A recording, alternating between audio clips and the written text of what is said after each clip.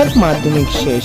আর মাধ্যমিক পরে একটু ঘুরু করতে না গেলে হয়, তাই আমরা সবাই মিলে চলে গেলাম ইকো পার্কে।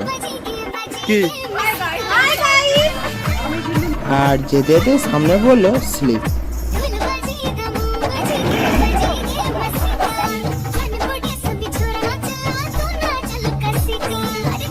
আমরা ঘুরছিলাম, এমন সময় আমাদের সামনে পড়লো একটা বড় হাতি, আর দাঁড়িয়ে আমাদের দিকে তাকিয়েছিল।